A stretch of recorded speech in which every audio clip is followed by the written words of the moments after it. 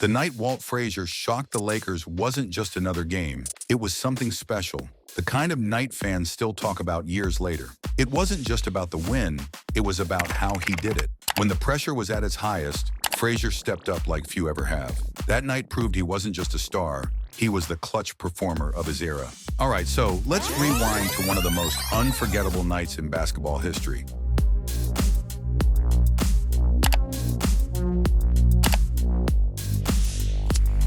He went in hard that time with the finesse. Clyde Frazier played the best basketball game you haven't heard about. Now, I know I'm making an assumption about what you know about basketball with that statement. The night Walt Frazier put on a performance that still leaves people in awe. It was Game 7 of the 1970 NBA Finals. The New York Knicks were up against the mighty Los Angeles Lakers, a team packed with stars and heavy favorites to win it all. To make things worse for the Knicks, their captain Willis Reed was seriously hurt, barely able to walk. Makes a move to the basket, falls to the floor, crashing to the floor.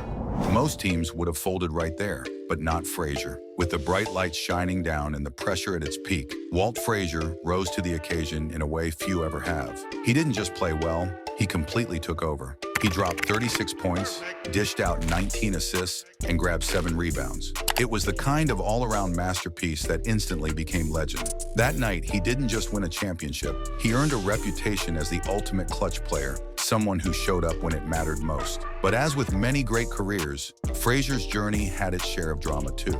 Fast forward a decade, Frazier had given the Knicks everything. 10 years of incredible basketball, 2 championships, and countless unforgettable moments at Madison Square Garden. So when the news broke that he had been traded to the Cleveland Cavaliers, it hit fans like a punch to the gut. A lot of people felt he still had plenty left in the tank. The move just didn't sit right. And it turns out it didn't sit right with Frazier either. He famously said the trade felt like being sent to Siberia. That one sentence said it all. Shock, disappointment, and a feeling of being cast aside. It wasn't a controversy he created, but it's still a sore spot in the eyes of many Knicks loyalists. And then there's the next chapter of Frazier's life, his long run as a broadcaster.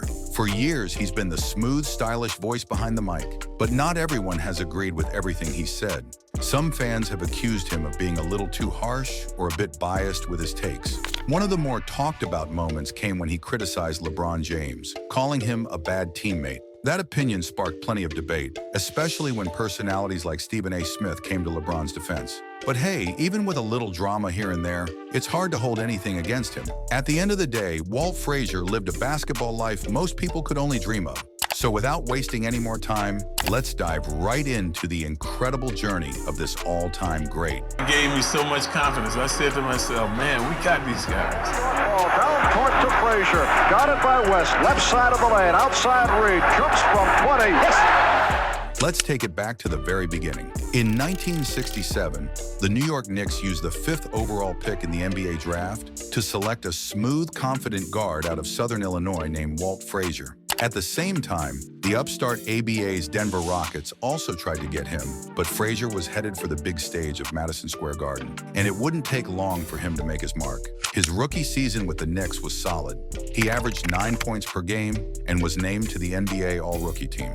It was clear he had the tools, but it wasn't just his game that caught people's attention, it was his style. Early in that first year, he earned the nickname Clyde because of the fashionable fedora he wore. Much like Warren Beatty's character Clyde Barrow in the hit movie Bonnie and Clyde, that cool, stylish presence became part of his brand, and it fit him perfectly. In his second year, Frazier took a huge leap. He wasn't just good anymore, he was turning into a star. He bumped his scoring up to 17.5 points per game and added nearly 8 assists and 6 rebounds a night. The league was taking notice, and just to put an exclamation mark on his rising stardom, on October 30th, 1969, Frazier dropped 43 points on the Houston Rockets, showing just how explosive he could be.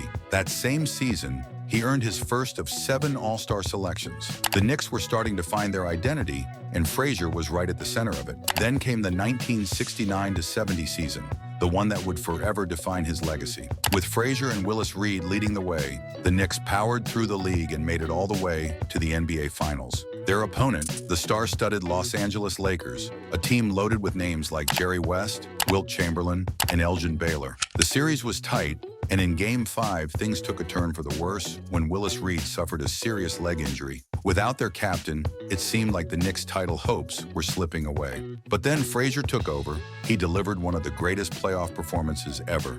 36 points, 19 assists, 7 rebounds, and 6 steals. He controlled the game, led the Knicks to the title, and cemented his legacy as a legend. The following year, the Knicks couldn't quite repeat their magic. They fell to the Baltimore Bullets in the playoffs, even though Frazier played great, averaging over 20 points per game in the series. One of the guys who gave the Knicks trouble in that series was Earl the Pearl Monroe, a dazzling scorer who always seemed to give Frazier fits. So what did the Knicks do next? They went out and got him. In 1971, the Knicks made a bold move and traded for Monroe. At first, people weren't sure how the two would fit together. Monroe was flashy and creative, while Frazier was smooth and steady. But instead of clashing, they clicked, and fast. Together, they became one of the most iconic backcourts in NBA history, earning the nickname the Rolls-Royce backcourt for their classy, high-powered style.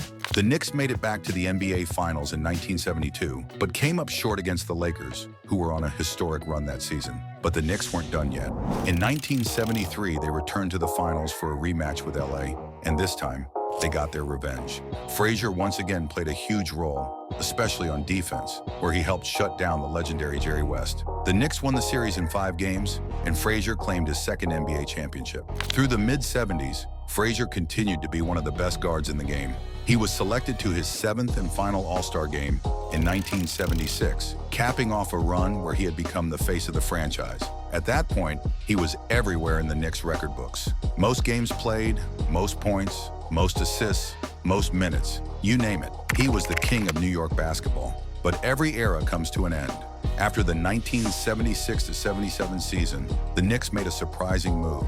They traded Walt Frazier to the Cleveland Cavaliers for a younger guard named Jim Clemens. Fans were stunned, and Frazier, he was hurt. He later described the trade as feeling like getting sent to Siberia. It was clear he wasn't ready to go, and many believed he still had plenty to offer. His time in Cleveland, though, was tough. He battled foot injuries and never quite found his rhythm with the team. Over 3 seasons, he played in just 66 games. By the 1979-80 season, his body was breaking down.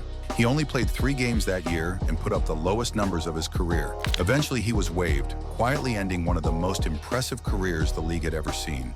But even though his playing days were over, Frazier's connection to the game wasn't. He moved into broadcasting and became a fixture on Knicks broadcasts, known for his colorful suits and signature rhyming style. While his commentary sometimes sparked debate, like when he criticized stars like LeBron James, his presence and knowledge added flavor to every game he called. All right, now it's your turn. Let us know what you think in the comments. We'll catch you next time, but until then, don't forget to like, subscribe, and stay tuned for more. See ya.